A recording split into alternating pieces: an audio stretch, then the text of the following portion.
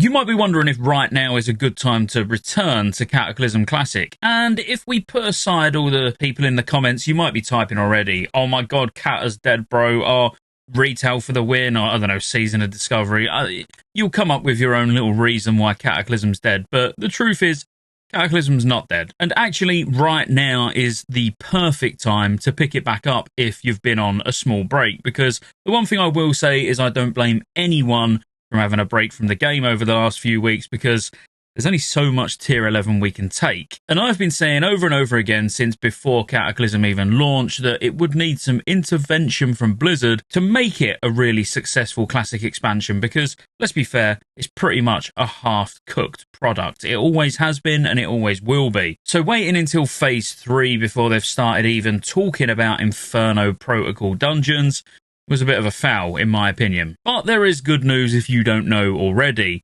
Joyous Journeys is now active again. If you're not aware what Joyous Journeys is, it's a 50% extra XP buff, and that's on top of all your heirlooms and guild perks and all of that. Now, I've got to be honest, just this 50% alone is actually enough to make me finish off this shaman, which has kind of just been sat rotting for ages. Now, whilst I've been raiding semi-regularly on Cataclysm still, and when I say semi-regularly, I mean maybe once a week, absolute max, there is some really good things on the way, and actually, the closer we get to the Mist of Pandaria pre-patch, the happier many of us will be. Like, I personally am really looking forward to MOP Classic, and I think the pre-patch, you know, when we can actually start monks and stuff, is going to be insane. But anyway, that's not what this video is about. Let me try and stay on topic. Now, a 50% XP buff is great, but is that really enough to make people want to come back to the game? Because at the end of the day, it's still only tier 11 and there's no new content unless you haven't played since phase 1. And then, of course, there's Zul'Gurub and Zul'Aman that you've got to, well, I don't know, be able to enjoy for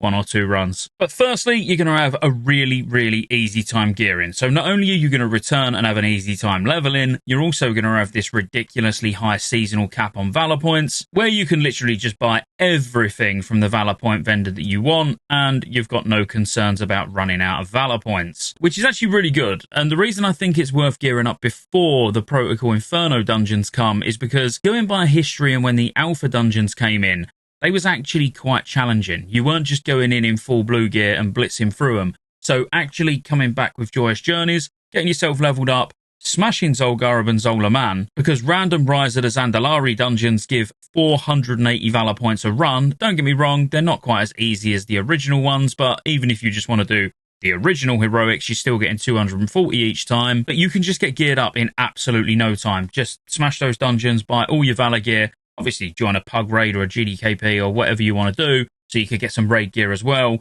But my instinct is telling me that the Inferno dungeons are actually going to be giving 372 gear. So you can get some 359 gear, not worry if you've got some bits that you need to replace, as long as you've got overall fairly decent gear to be able to do the new Inferno dungeons when they come.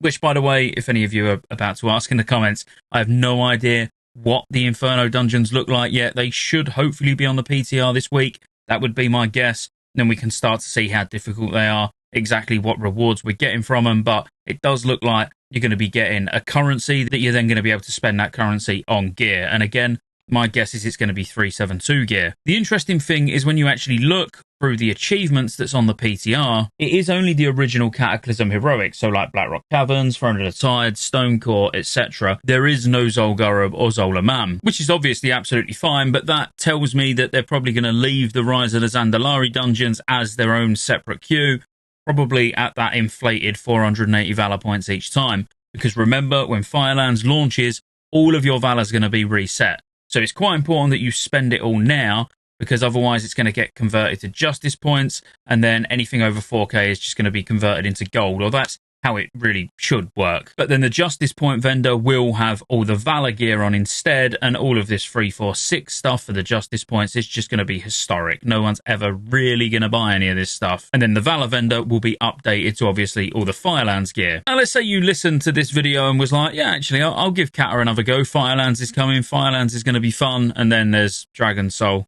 Yeah, I mean, whatever. You can see on the calendar that there is another reason to return. If you can manage to get yourself leveled up in the next week, then Hallow's End is going to start next Friday. Now, Hallow's End, you're going to be able to get a few bits of gear from as well, But obviously, if you haven't got the mount already, you might want to try and grab that as well. Now, I'm kind of hoping Blizzard do actually upgrade the item level of the items that are coming from Hallow's End, because it is only 353, which is fairly pointless. They should be put up to, well, 359 absolute minimum, but I did talk about that in another video, so I won't drag on about that now. Other than the gear, honestly, the main thing I wanted to let you know about was Joyous Journeys is back on, so if there's something that you want to go and finish off, go and finish it off.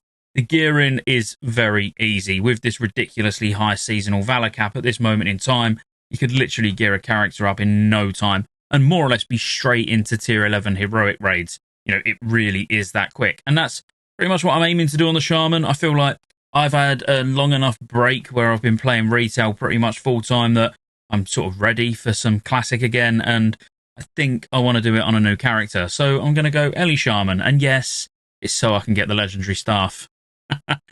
I'm not joking. No, I'm being serious. It was only a quick update, but if you enjoyed the video, as always, be sure to like and subscribe, and I'll see you on the next one.